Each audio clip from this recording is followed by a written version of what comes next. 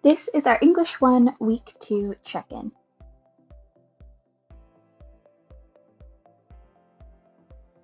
Before you get started on this week's assignments, make sure that you're all caught up on last week. This includes all of blocks 1 and 2, and it also includes your first essay prep assignment, which you did in block 2, which is your brainstorm for essay 1. Do not get started on any other assignments until you have these complete. Once you're all caught up on last week's assignments, the assignments that we're going to be doing this week are going to be block 3, which is going to be due September 6th, and block 4, which is going to be due September 10th. For block 3, you're going to be choosing your essay 1 topic, so make sure to get that completed.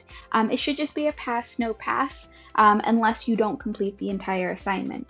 In block 4, you're going to be doing your essay 1 outline. This is going to require some feedback most likely and some revisions. So if you end up needing to revise, don't worry about it. But yes, your essay 1 topic is going to be due in block 3, and your essay 1 outline is going to be due in block 4. So just be aware of that. Some general updates for the class. So last week we were having some issues using Adobe Express, and so I did end up changing the video editing program that I'm going to recommend you guys use for this semester. So there's a whole video on that that you should have already seen for your 5 Facts About Me video assignment. But just be aware that we're going to be using this moving forward. If you did have any issues with it or have questions, please feel free to reach out. And special thank you to all my student beta testers. I offered up a little bit of extra credit for students who tested out the program for me. And just in general, if you want to take advantage of extra credit opportunities, make sure that you're checking our class announcements daily as well as the Remind announcements. And that's the 2 places where I'm going to be giving extra credit opportunities. So if you're checking those daily, you should be able to take advantage of those. And then in general, just know that if you have another editing program that you prefer to use, you are allowed to use it.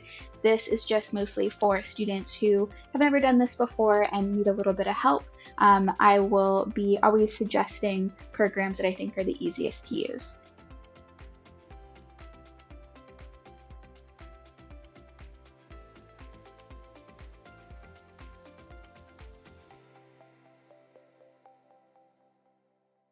Hey class, so for this week's tip of the week, I just wanted to take some time to go over essay 1 and what exactly essay prep is and what you can do to help get a better grade.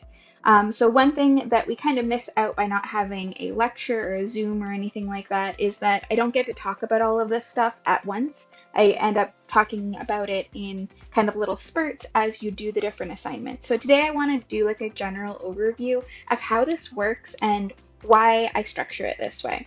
So first, let's just kind of go over the essay prep assignment. So the first essay prep that you're going to be doing for essay 1 is going to be down here in block 2, which you would have already done already. So you hopefully have already chosen or done your brainstorm for essay 1.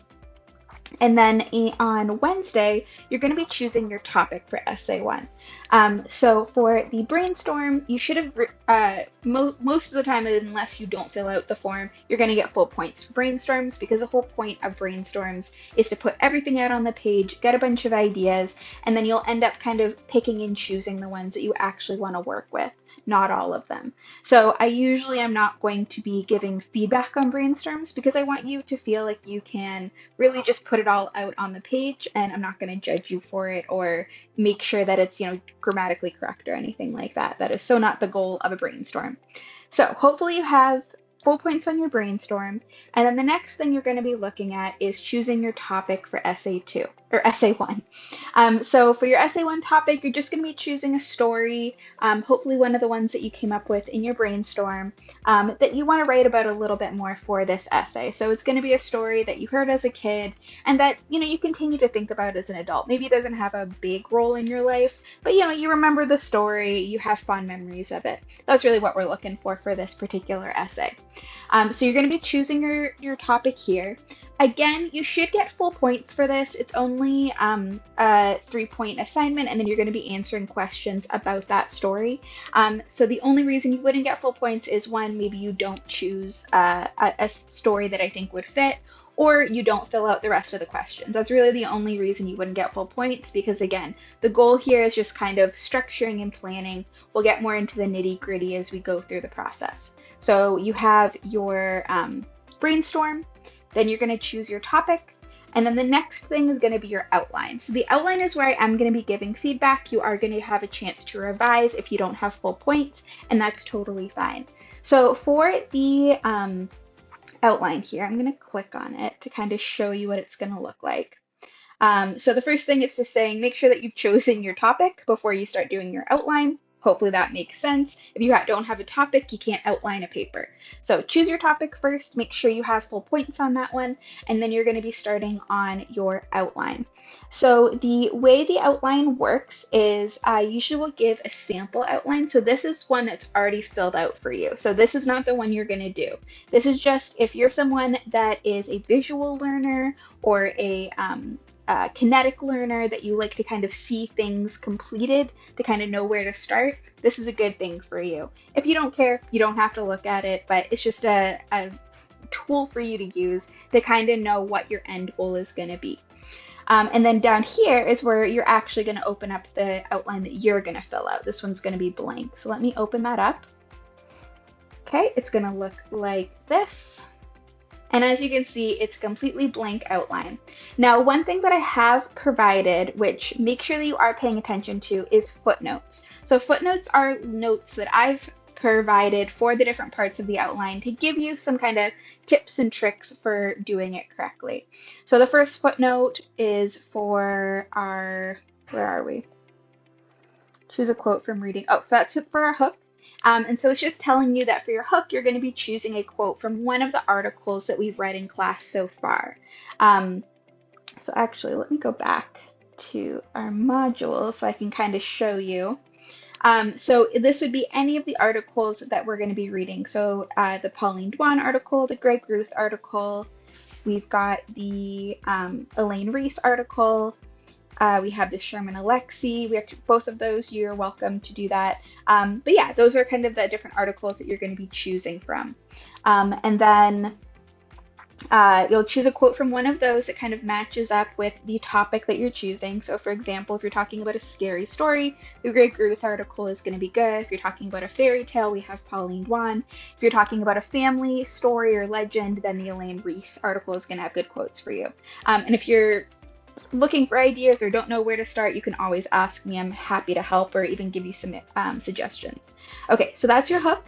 And then the next footnote is for 2. So if we go down, that's going to be the topic sentence for body paragraph 1. It says introduce a story and provide context. So who told it to you? Where were you? How old were you? That sort of thing. And then you're just going to go through and fill in these different things. And again, read the footnotes. They're going to provide some information. In addition, I also have a whole tutorial video where I go through the entire outline process, filling it out, using examples from my sample outline, and like really getting in on what you're going to do. So I do recommend watching this full video. I'm not going to spend too much time on this because it's all in here.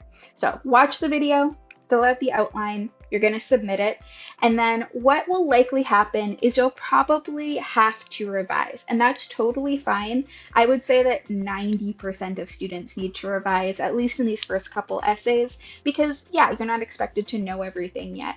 So do it to the best of your ability.